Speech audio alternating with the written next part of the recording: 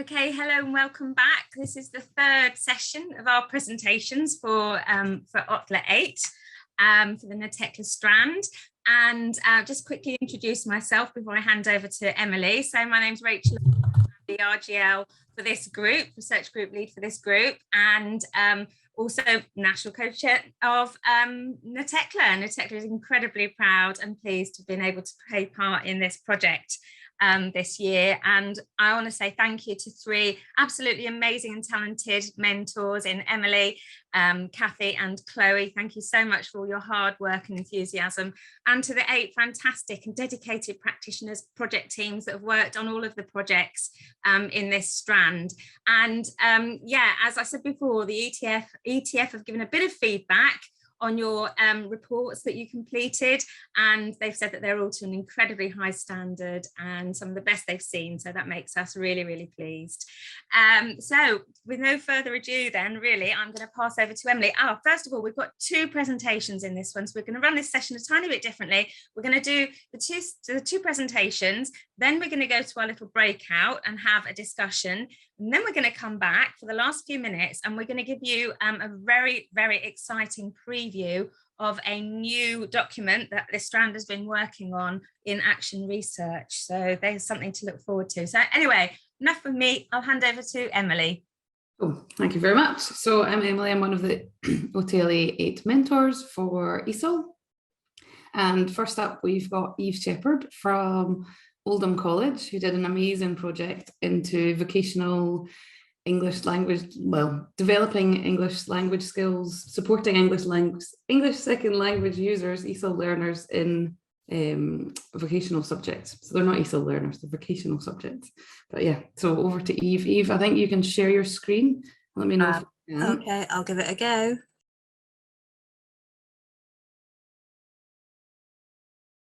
Okay, so this is my research poster, and it's also a kind of demonstration of one of the things that came out of the research, which was about using visual templates to get reflections and feedback from both teachers and from students. So I used this template during the research, and then I thought I'll use it again to make a poster. So just to introduce myself, I work at the Oldham College. So we're up in the Northwest, and we have a lot of ESOL students, adult ESOL and 16 to 19. And the initial thought for the project came from a discussion with me and my manager. We were talking about progression for ESOL students. A lot of them wanted to progress onto vocational subjects and were sometimes struggling too. So we decided to start by looking at our ESOL vocational courses. So we already had some ESOL vocational programs. So for adults, we had a health and social care pathway and a beauty pathway. And for 16 to 19, we had a business pathway. And the idea really was that we would start by looking at our own ESOL vocational courses, but then try to connect with vocational tutors across the college and talk about embedding language. That hasn't happened this year, but maybe what happens next, I hope. So with these 3 groups, I'll move on to the next bit, I think. What we tried to do was set up some meetings between the ESOL and the vocational tutors, and also trying to get some feedback from students, what they thought about their vocational courses, what kind of support they thought they might need. And then between the ESOL and vocational tutors, we had a look at what kind of teaching strategies could be used in vocational sessions to support language development. But also the ESOL tutors had a look at whether they could use some vocational resources in their ESOL sessions as well. And then I created some visual templates to capture people's reflections as we went along. And I think, like with a lot of the other research projects we've heard from today, I think I almost learned more from the process than from the sort of stated aims of the project. So I probably learned more about how to get effective feedback from students, how to get honest reflections from staff and students, and how to use that to kind of drive things forwards. So I'm going to share a couple of the visual templates I used. So this is what I gave to teachers who were taking part. So I wanted to get their reflections on what was working in their classrooms. And I didn't want to give them like an evaluation form or something that looked burdensome to fill in. I gave, so you can see this one's been typed onto, but I said, you know, so some people prefer to scribble notes on a piece of paper, and I said, you know, you can print it out and scribble on it at the end of your lesson, or you can have it online, and I did it in slides so they could just pop in their thoughts, typing them in. So it just helped me because I wasn't actually teaching on these ESOL vocational programs. So the project participants really were teachers that I was working with. So it helped me to stay in the loop of what they were doing. And then when we had our meetings, it gave us something to chat about, and we could sort of talk about their reflections, and they just had something to remind them of their thoughts when they'd come out of those lessons and tried those different things. So this is one of the business tutors who had tried some more focused work on vocabulary, and she had students recording vocabulary at the back of their, I think they had like a module booklet for the business course. So they had at the back of that, they kept a glossary, but she was encouraging them to use the words that they were noting in the glossary in their spoken responses in class. And I think that was the difference, is actually they said they're using those words in the lesson. And then she said it had gone so well that she wanted to get them separate dictionary or glossary books that were separate from their sort of business books, where they could record the vocabulary throughout the year. So that worked well for that tutor. And then, is it going to move on for me? Oh, here we are. This was the template I used with students. So I asked them to reflect on how it was going on the course. And the balloon represented things that were lifting them up, and the bottom of the mountain were the things that were kind of holding them back or difficulties, and the top of the mountain was where they wanted to go and what their aspirations were. So this is just one example. So at the top, there's at the mountain, we've got beautician, teacher, social worker. So those were the kind of jobs the student was interested in. The things that are holding her back are mostly personal things, health issues, managing the home, but she's also mentioned language problems.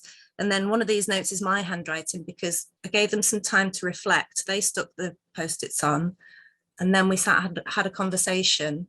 And then I sort of made a few extra notes as we were talking as well. So that little thing about no time for communication with others, that was something that came out of the conversation. But I think having the visual template and having the reflection time first really helped them to kind of come out with more ideas. And I think we ended up having quite honest conversations. And a bit like today, really, I think it's been lovely that we've had the mentee to record our reflection and then gone into the breakout. It's that moment to pause and think before you share your ideas. So on the next slide, this is just what came out of those mountain and balloon conversations. So this was with the ESOL vocational beauty class. So unsurprisingly, a lot of them said they wanted to be beauty therapists, makeup artists, hairdressers. But it was also interesting to me that a lot of them said other completely different careers as well. They'd chosen this ESOL beauty course, but had people who were interested in working in social work, somebody who wanted to be a flight attendant, which made me think, you know, maybe we just don't have enough options for them. And it made me wonder why they'd chosen that course, whether it was just the only thing they could see that allowed them to progress, and they feel like they're progressing when they go from ESOL to something vocational, I think. And then this is my little summary of the barriers and the things that they said were holding them back. So the most commonly cited barriers, I was asking this question thinking, you know, language barriers to studying a vocational course. So that's what I had in my head, I guess. But what actually came out was personal barriers. Said they didn't have enough money for travel, and it was a struggle coming in on the bus, and the vocational course had more study hours than just ESOL. So that was a difficulty. Most of them were carers, they had children, they had housework to do.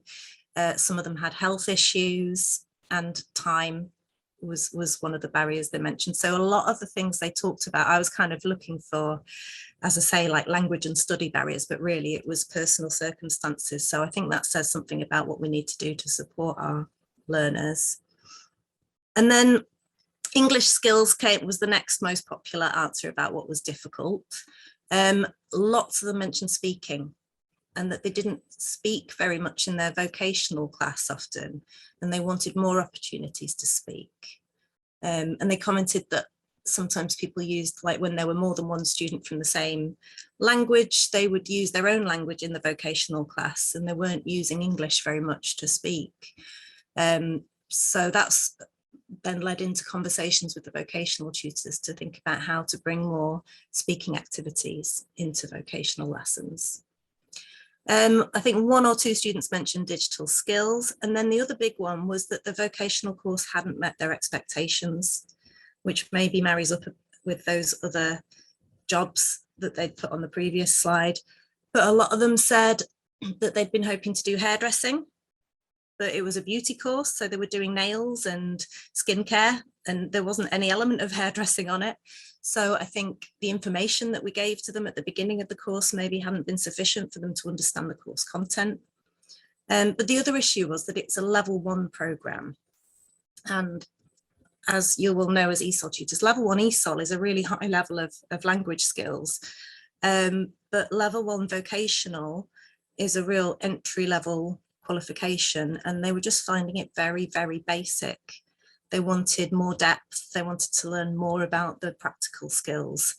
They were learning things like, how to wash your hands carefully, and they wanted to know, techniques for beauty and makeup, and they weren't getting enough of the specialised skills that they'd expected from the course. And that chimed with the conversation I had with the tutor, who was saying, why are they doing level 1? They're more than capable of level 2, I think. But the way the college admissions work is that you need to, you can't go onto a level 2 course if you don't have level 1 functional English qualification.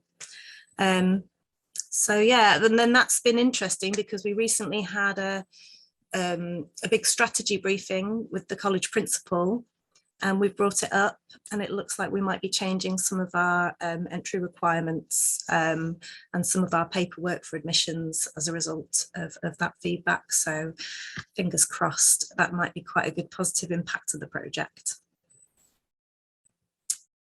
And then this is what people put in their balloons. And again, personal qualities was a big one. What lifts you up? They said things like my own hard work, my own determination, my motivation, my will to succeed. So a lot of them talked about their own qualities. And then the biggest one is that they really enjoyed the practical skills. They enjoyed the practical side of the vocational, which kind of makes sense. That's what they've done it for. And they really enjoyed doing that side of things. And I think there's probably a lot of potential for them to improve their English within the practical side of things. And then the other things they mentioned was stuff like my teacher helps me, speaking English with the other students supports me, learning digital skills has been helpful. So they talked about various aspects of the programme, about their sort of English and digital skills as well. Okay, so moving on, I'm going to go on to my balloon. So these were the things that we actually tried in the project. So I had meetings with the vocational tutors, and we talked about different options for embedding English into the lessons. And the one thing all the tutors really hooked onto was using kind of glossaries or different templates for recording vocabulary. So like a little template where you might draw a picture of the word and write a sentence with the word, or Freya models, if you're familiar with those, where you've got 4 sections for the definition, examples, non-examples, and I think the last box is sort of diagrams and pictures. So the tutors liked that because I think it was a resource that they could take into the classroom. They could immediately practically see what they could do with it. And then from that, one of the tutors started to do kind of matching card activities. And then I introduced her to Word Wall, and we reproduced some of those matching games on the digital platform. I did some work with some of the students to help them with their digital skills, because after a conversation with one of the vocational tutors, they said, my ESOL students, they don't do any of their Google Classroom work. And that had been a big barrier to them succeeding on the vocational course. And then when I talked to the students, they said, well, we don't know how to use Google Classroom.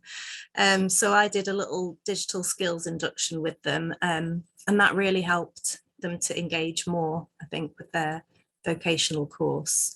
And it was simple things like the beauty tutor wanted them to take a photograph of a local salon and upload it, and they didn't know how to do that. So I think that made us think about, you know, how do we make sure learners have those digital skills that they need for college and that they will need for life as well. And then in the business course, I talked about the glossary, but also the students did a project where they launched their own business, and they were selling plants across the college. They planted seeds and they were selling plants. And when I talked to those students, they really enthused about how that had helped them with their spoken confidence, because they were talking to teachers and students across the college to sell these plants and promote their business. So that had been a real kind of authentic way for them to use their English skills, and they found that really beneficial. So you can see a few quotes from the students around the edge of the balloon, that they learned vocabulary, they improved their confidence. One of them talked about pictures and how useful they were for learning English and for kind of inspiring ideas as well. And I've got a little video clip here from just one of the students, which I hope will work. I think I've switched the sound on, so we'll give it a try.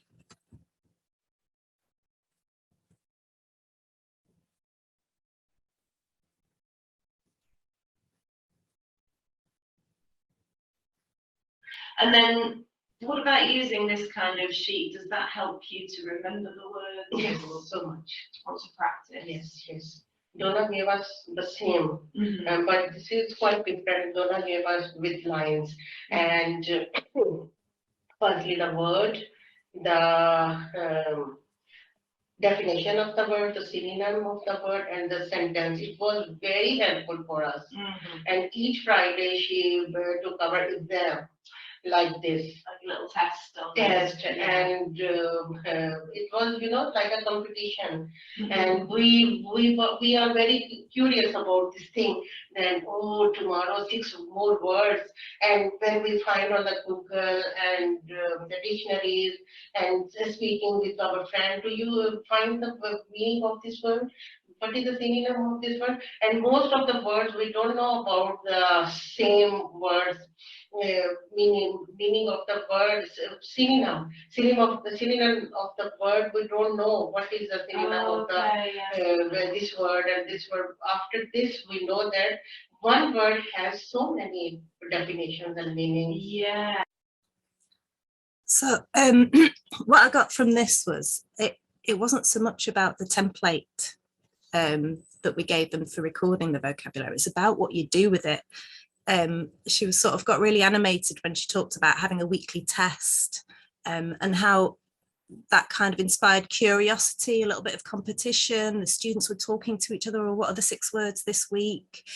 They'd been given a little bit of independence to go and research the words themselves, and so they were really engaging with that learning.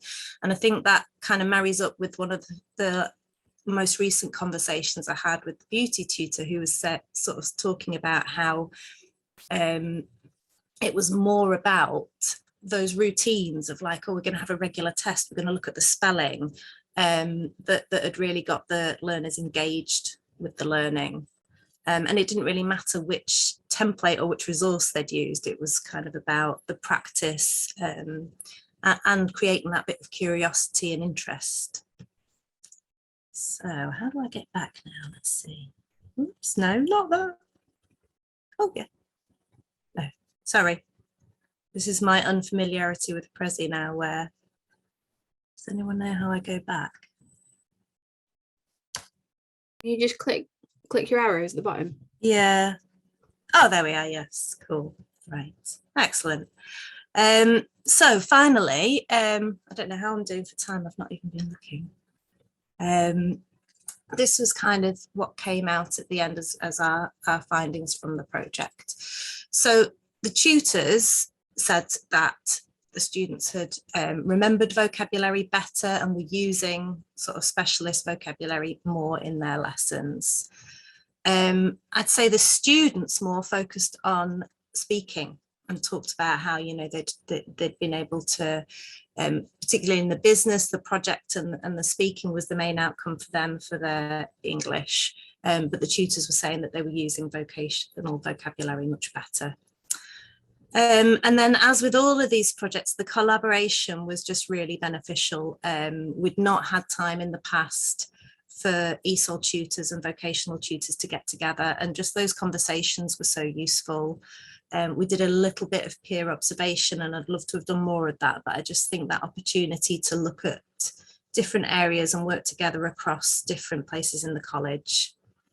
And then, as I said, I think for me, one of the outcomes was how useful the visual templates had been to get reflections, and particularly that balloon and mountain activity with the students. I'd got such rich feedback and so many things that I hadn't expected to come out of those conversations, and that they really talked quite honestly with me about their expectations of the vocational course and what they'd found difficult and what they'd like to see.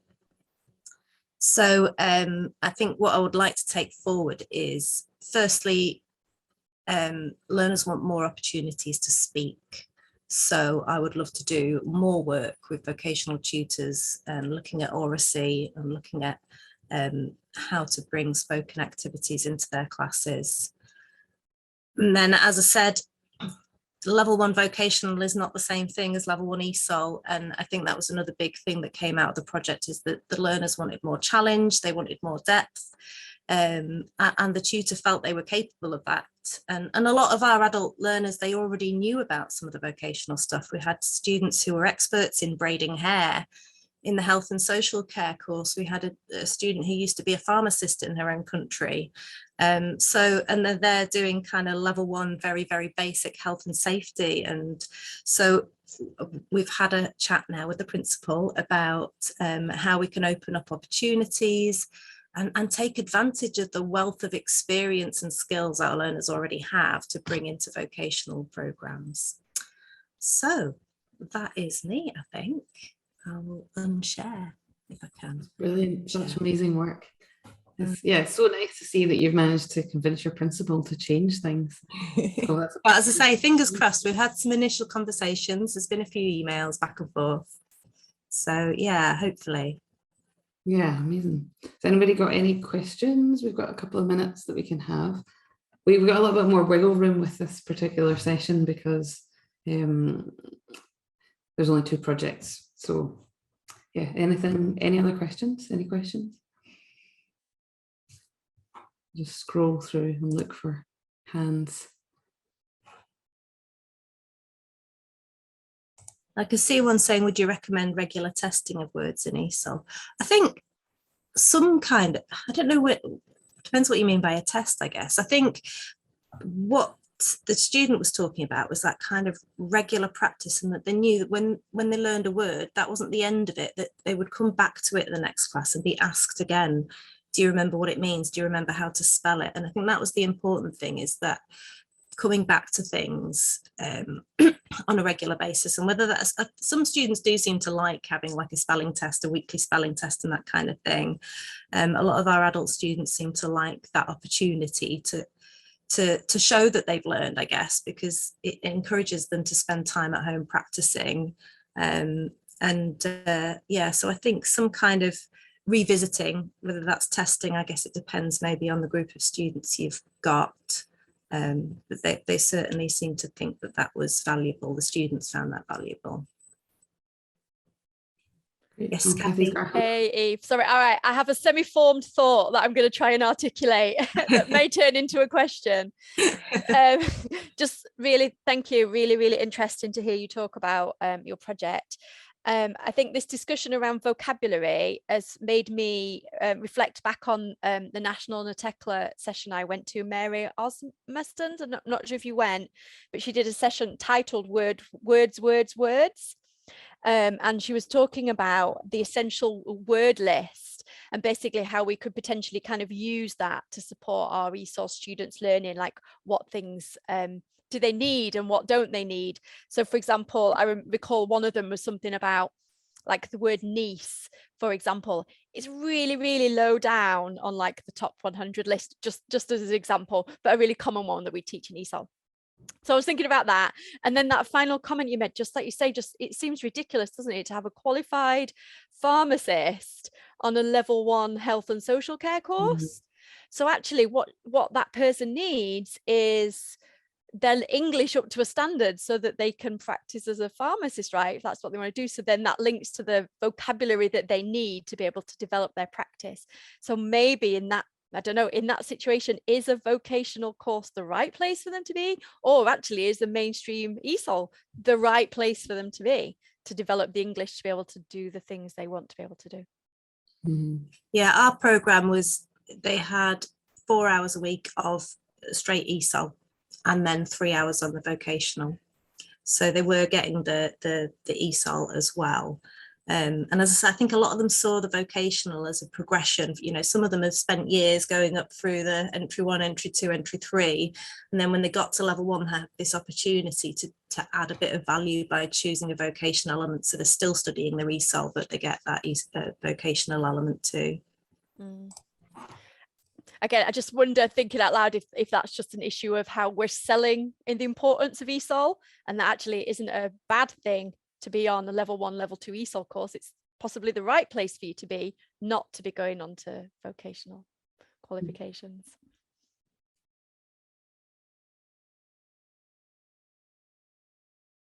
So hi everyone, really great to be here. Had an amazing day already looking at all these different projects and everything that's been happening. It's just fantastic. So I'm just going to see if I can hide this. If I can hide it, that's it.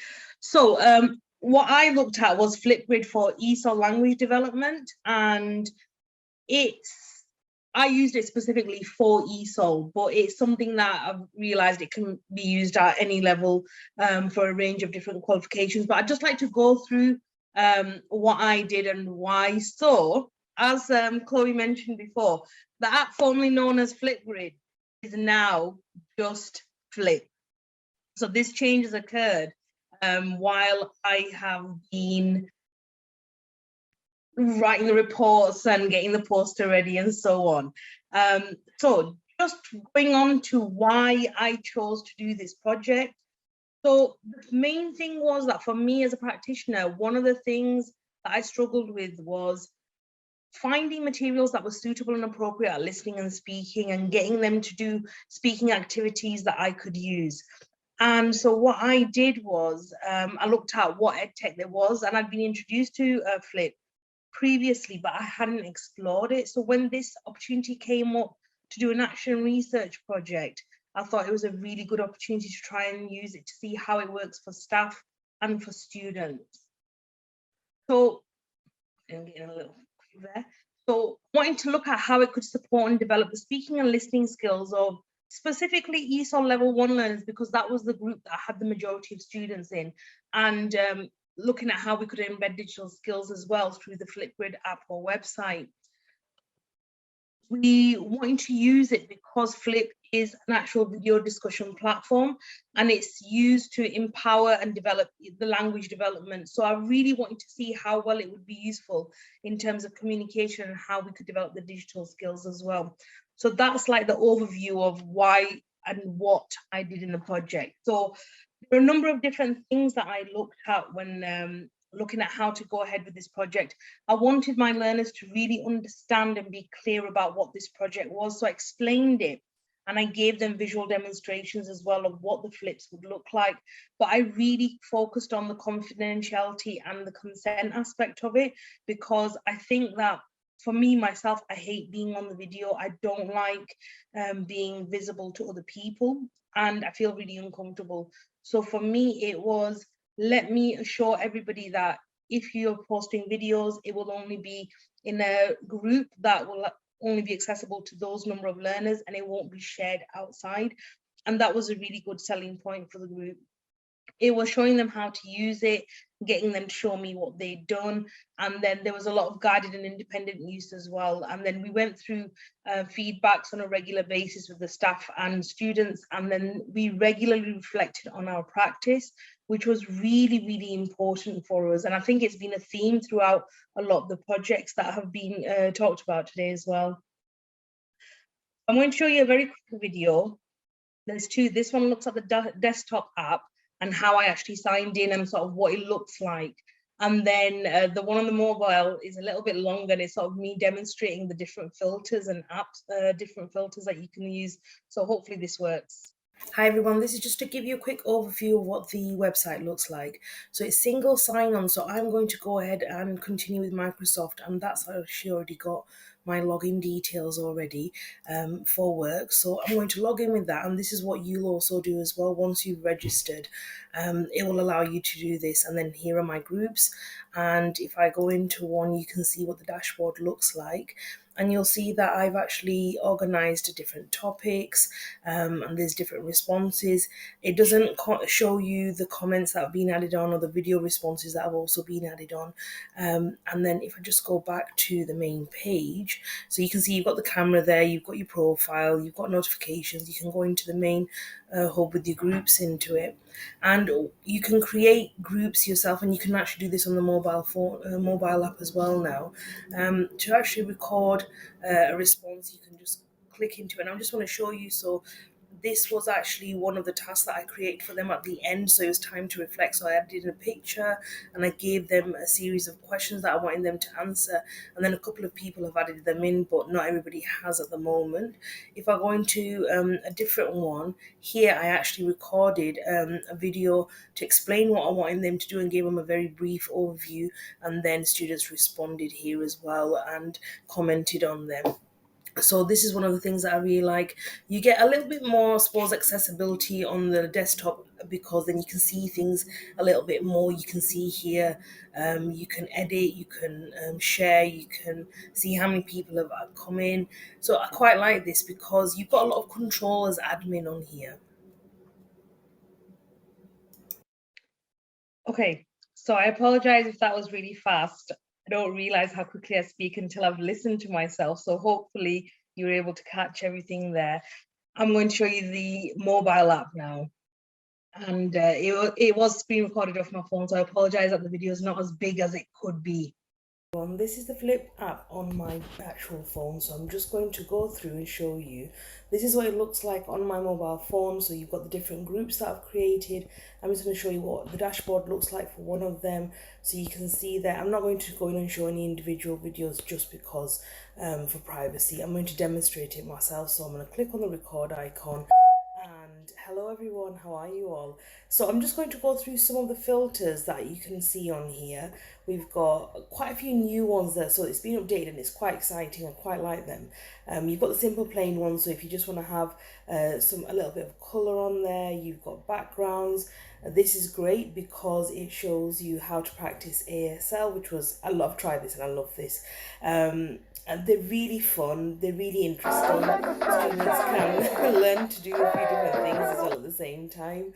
And it's quite, I think it's a lot of fun. I think students will easily want to use this, and it's not the typical just record yourself, watch and listen. There's things that can enhance or distract from the appearance, which what might be something that worries them.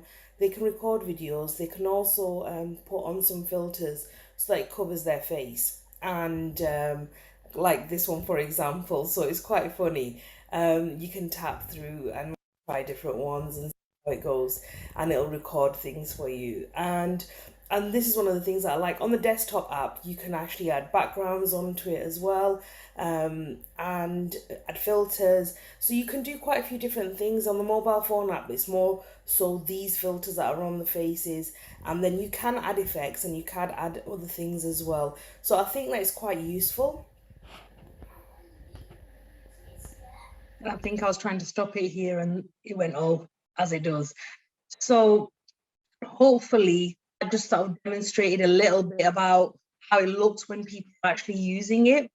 But this is now like sort of aimed at how does it help you, the member of staff, using this. So for me, this is what my takeaways were when I was doing it. It helped me to review the learner's comprehension of the instructions, first of all, to actually complete the task, because we know if they don't understand how to do something, they really will not do it, or they struggle to do it, and they might not always feel comfortable asking you. So it's really important that they are clear about what to do. And it helps you to see if they've understood that. It definitely helped me to assess the development of their speaking skills, because they were regularly uploading their flips. I could watch them, I could see what they were using, what they were missing, depending on the context of the task that I'd set for them. Celebrated learner strengths. I mean, there were people that hated speaking, but they could do this. They could take control and go to a safe space, record this and upload it, and nobody would be watching them and making them feel uncomfortable, and they wouldn't be able to see somebody's reaction or their face while they were speaking. So I really like that it allowed us to celebrate their strengths, to let them become more independent as well. It really helped me to identify the areas of concern and provide actionable feedback. This was huge because it really made a massive impact on their learning. And then it allowed me to assess and reflect on my teaching practice, because I'm a firm believer in reflect and assess and see what you could do better, see what went wrong, what needs to be changed. And I really found this useful. So I was really happy with that. For me, it worked. So for the learners, I think that the first thing is it definitely helped enhance their communication and digital skills, because they're using their mobile phones, or they're going ahead and using a device that might be at home, such as an iPad, a tablet, a laptop, or a PC, as well as their mobile phones. It was encouraging them to reflect on their learning, because they could go back and look at their previous flips and see what they had done. They could watch the video or audio or written feedback that I'd given them and get them to look at what they'd done and how they could improve on it as well. It definitely helped them gain confidence in their speaking and listening, because sometimes they had to listen to instructions, other times they had to listen to a friend's recording and then respond to that appropriately. And it definitely allowed them to connect with their fellow learners. There's a lot of collaboration that went into some of the flips. There was a lot of support, and it was such a positive thing to see how much the learners were helping each other and supporting each other and encouraging each other when they were using this. So the learners, again, for me, I thought it was an amazing app to use with them. I was reflecting about how we could use it. What are the different ways? Because I'd done a digital marketplace event at my college, and I'd sort of come out with lots of ideas, and I thought I need to put these down. So the first one, which was really easy, we can use Flipgrid to get people to record their feedback. It can be for staff. You could do it from team meetings. You could do it like sharing best practice for students based on any activities that they've done, or to get their opinions about things. And then these are just basically my ideas of ways that I thought we could use Flip.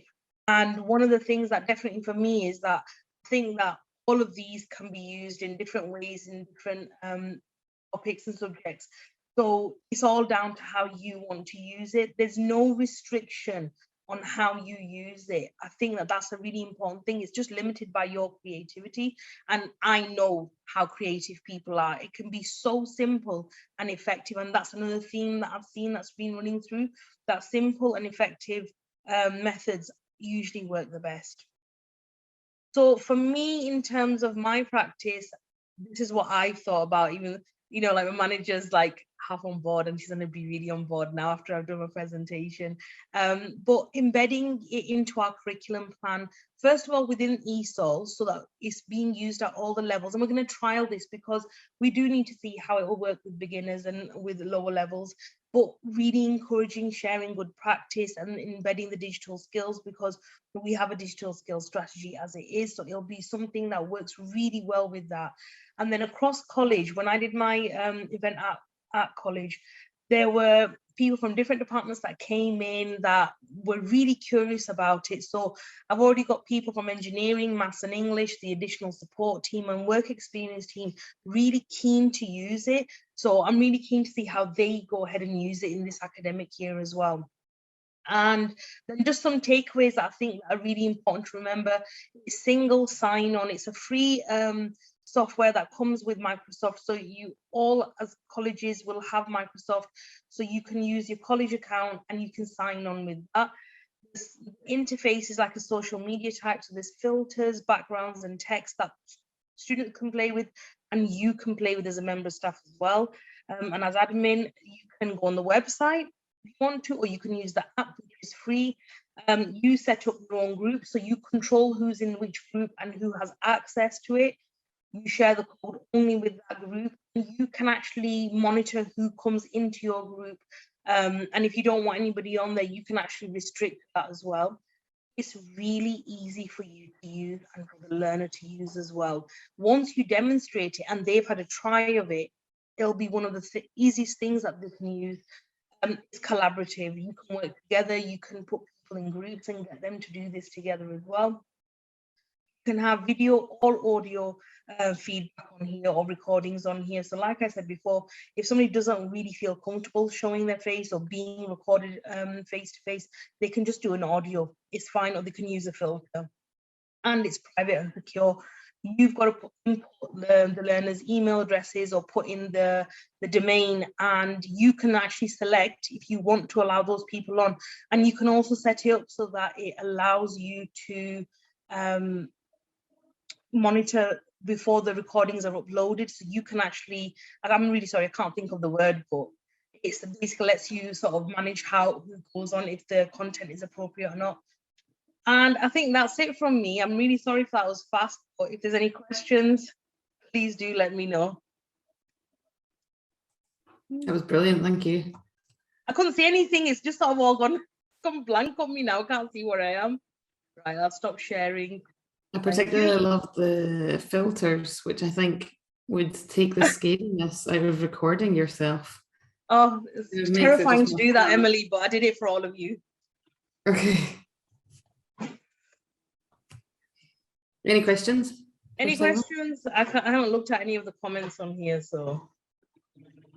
I had a question that was about the filters, which was whether you could just have a few rather than loads, so that it already comes on. They're already loaded on. Yeah, they're already loaded. You can't choose them. Yeah, you don't have to. It's up to you what you use, how often you use it, how many you use. It's totally based on the person's own choice, what they want to do. I just sort of went through the first ones that came up, but people will always have a specific one or two that they'll use consistently because they like the way it looks. And then as teachers, can we just kind of go in and go, well, I want just a choice of 5 rather than 20, because they might spend the entire time choosing a perfect. I may be thinking of a particular cohort that I would love to do it with. However, I know well the majority of the lesson will be going. I think one thing is that we might not be able to restrict them, but there's nothing on there that's going to make it worse than it possibly could be with crazy learners, which is what I have to say. You know, with young learners, I think it's something that will allow them to have that creative outlook. I think that's one of the benefits of it, because I used it with adult learners and they played with the filters and they enjoyed using them. But again, they weren't really that bothered. They liked the backgrounds more. But the young learners, the cohort of learners that I had that were young learners, they loved those filters. And, you know, they just nip into the classroom, record a flip and upload it for me. And I was sat there laughing because I was like, you've just done that now. And I'm like, yeah. We've just done it. Look at it. Check it out. What do you think? So we can't restrict them, but the variety is not a bad variety, though.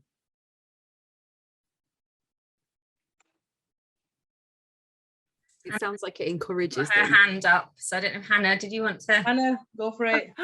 Hi, yeah, fantastic. It's really interesting. I was wondering, I can't remember whether you said anything about, do you sort of set ground rules with them? Yeah. Sort of establishing yeah, what's acceptable, what's unacceptable. Yeah, definitely. Do you have any issues? Because I'm thinking, seeing all those groups you've got there, you know, moderating that, you've got to be on it and checking what people are doing quite quickly. for me, I think it comes down to first establishing trust with your group. You need to know your group. So like Chloe said, oh, there's a cohort, I don't know how comfortable I am using that. So for me, it was, I explained what I was doing and I gave my learners a choice. I go, would you like to be part of it? And most of them said, yeah, definitely, we want to do this. We want to see how it's useful to us, because I explained all the advantages. So I did that. Then I demonstrated my flip, what they could do and how it was going to be used. So they were on board with that. So we built that element of trust. We already were a well-established group because we'd gotten to know each other over the last couple of months, but they had ground rules. I mean, like, you can time, you can have your flips so that they're 1, 2, 3, 10 minutes. You can decide how long they are. But what I did was I said to them, you've got to follow the structure. You've got to cover this. You have to be respectful. So those classroom rules that I had in place filtered into how they used flip as well. So definitely use them. Don't not use them, please. Eve? I was just wondering about the sort of technical skills of it. Firstly, whether you did it in class first before setting it as a homework, but if you did, how you did, because I thought about that and I thought, well, how do I get them all recording a Flipgrid in class? They'll all be speaking over each other and there'll be all this background noise. So, but the other option would be to say, right, off you go, here's the app, go and do it. And I wouldn't expect them all to be able, you know, they might not have trouble downloading the app, might have trouble using the app. So I just wondered how that all kind of worked. So after I showed them, the advantage for us is where our department, we've got 2 pods that can be used for different things. So what I got them all to do was download the app first, and I made sure that they'd all signed in and they could do that because they use their college email address. You can sign up with your personal email address, so it's a free app. I made sure everybody only signed up with their college email address. So anybody who signed in with their personal one, I said, no, I'm not having that. You've got to use the college one. I wanted to maintain that consistency.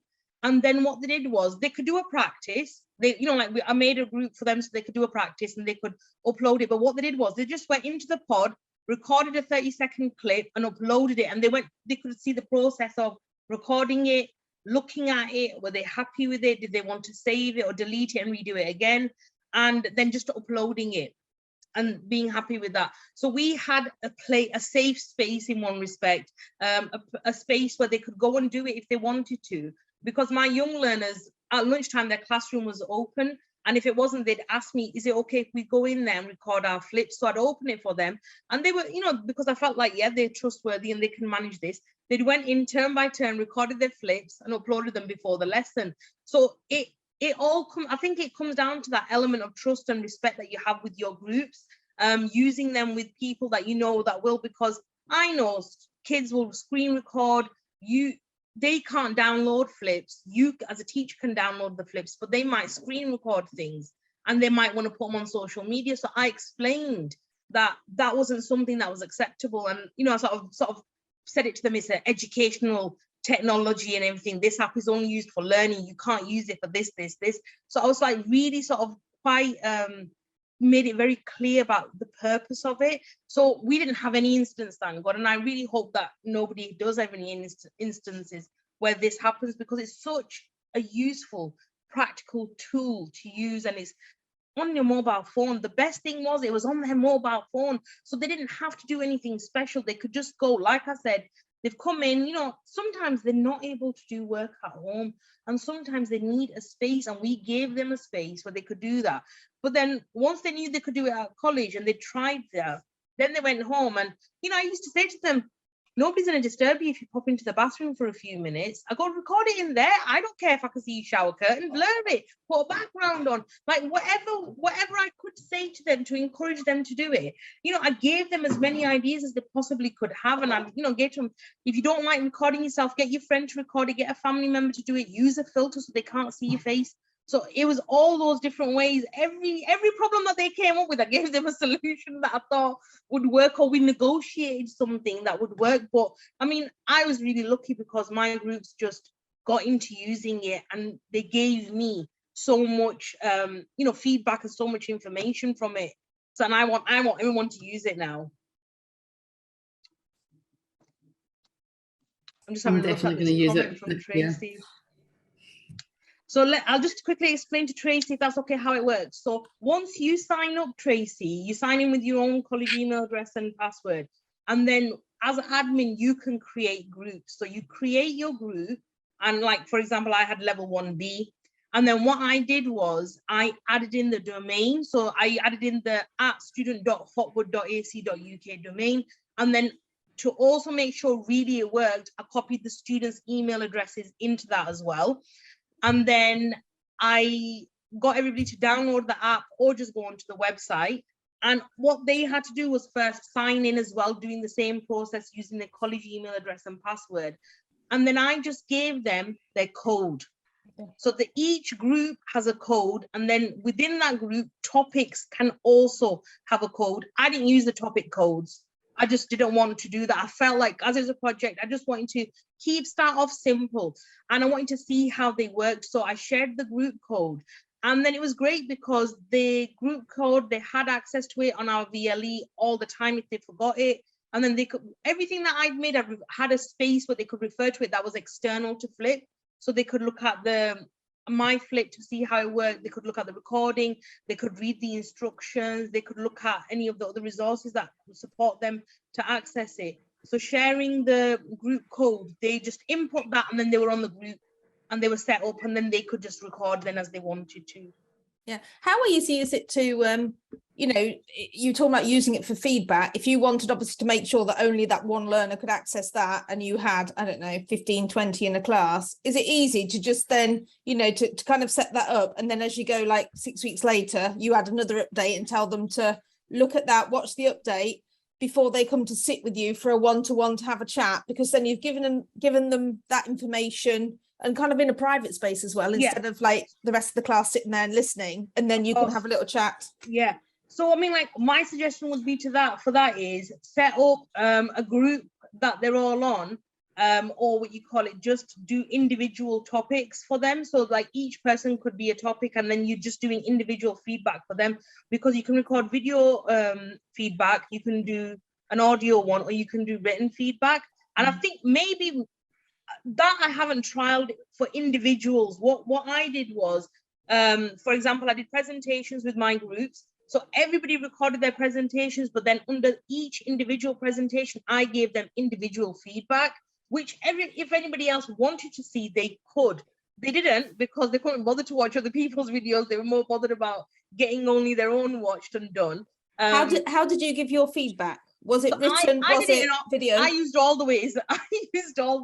I recorded it. First, I was typing it. And then I thought, what are you doing, Zima? Just record it. It's easier. It's quicker. It's more efficient. They'll listen to it rather than sit there reading it. Yeah. And the thing is, you know as well, when you talk to a student, they listen and they pay attention more than if it's written down. Yeah. So I thought, right, I've got to do it double the way. So the advantage is, if you record feedback, you can add captions as well. So you can enable captions. So whatever you've said comes up as typed text as well.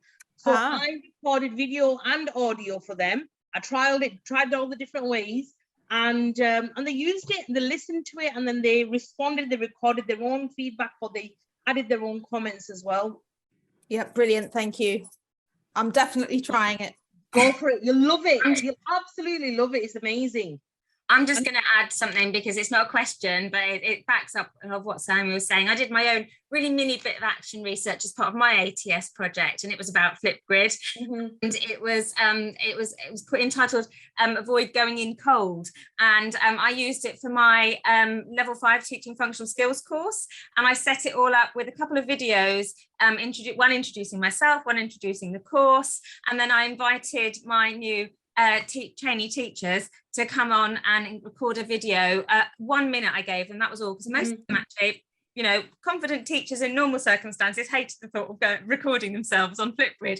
So I gave them just 1 minute and said, introduce yourself and just say what you'd like to get out of this course. And I got some feedback from everyone at the beginning of the course, and they all said that they thought it was really fab, and they said that it made them feel as if they knew the group already before they came in. And many of them said, oh, I've just been sent on this course by my manager, but actually watching your video told me all about it. So I was really glad you did it, Rachel. So I think it's a wonderful tool. I think it's definitely. I mean, it's like Eve used it as well, and definitely what she said here in the chat, that it was really helpful for them to actually be able to watch each other's videos and do that, because they were listening to each other and they could learn from each other. And that's the thing with ESOL, it's always about learning, whichever way we learn from the students and the students learn from us, and they learn from each other. So it's amazing. That collaboration is always amazing. Yeah, absolutely. Laura's got her hand up, then we must crack on because time is ticking. Laura. Yeah, I just wanted to say, well done, Simon, it was brilliant. Thank you. And yeah, no, it has been brilliant in the college and the department, and we're all dead excited about using it in the new academic year. But I just took some photographs of your presentation, and it was so interesting that level 1C, there were 31 responses, 1,153 views. Mm-hmm. That's just amazing, isn't it? 49 comments and 18.6 hours of discussion, and that's just one class. Mm-hmm. Yeah, which it just goes to show how much they're using it and how much they're watching it over and over again, which can only be beneficial, can't it? Yeah, so yeah, well done. Thank you. Okay, so we have the reflection first, and then we'll show the absolutely super cool action research ESOL guide.